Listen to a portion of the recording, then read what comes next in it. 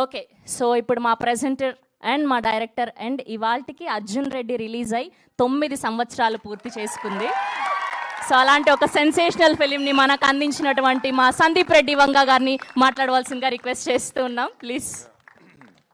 నేను యాక్చువల్లీ మన pre release ఉంటుంది కదా, అప్పుడు మాట్లాడదాం. ఊరికి ఏం మాట్లాడతలేను. కానీ నేను సినిమా చూసిన అంటే నాకేమనిపించింది అంటే ఈ ఫిలింలో ఆ క్యారెక్టర్ ఎట్లయితే చేసిండో అంత ఇన్నోసెంట్గా అది కష్టం అనిపిస్తుంది నాకు అట్లా యాక్టింగ్ చేయడం. అది చూస్తున్నప్పుడు అతని యాక్టింగ్, అమ్మాయి యాక్టింగ్, వీళ్ళ ఫ్రెండ్స్ యాక్టింగ్ అది సినిమాలా లేదు. అది మనం పక్క నుండి చూస్తున్నట్టు అనిపించింది నాకు. అది నేను కథ విన్నా, అసెంబుల్ కట్ చూసిన. ఒక్కరోజు షూటింగ్ పోలేదు, అసలు వాళ్ళని ఎప్పుడు డిస్టర్బ్ చేయలేదు. నాకు మైక్రో మేనేజ్మెంట్ ప్రాబ్లమ్స్ ఉన్నాయి, మళ్ళీ పోయి వాళ్ళని డిస్టర్బ్ చేస్తానని చేయలేదు. నేను కథ విన్నప్పుడు ఎంత నవ్వినో సినిమా చూసినప్పుడు అంతకంటే ఎక్కువ నవ్వినా. సూపర్ హిలేరియస్ రైడ్, అదైతే చెప్పగలుగుతా. ఇంకొంచెం ముందుకు ఎంత కొంచెం మాట్లాడదాం. యా, అండ్ ఫస్ట్ టైం మా భద్రకాళి ఫిలింకి క్లీన్ యూబై వస్తుంది. ఎప్పుడు ఏళ్ళు వచ్చేటి.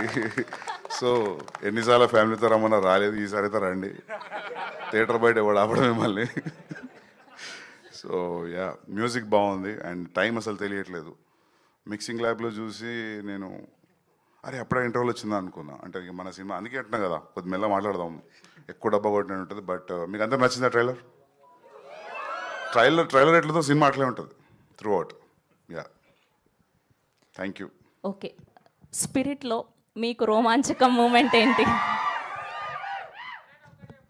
స్పిరిట్లో ప్రభాసన్నతో సినిమా చేయడమే రోమాంచక మూమెంట్.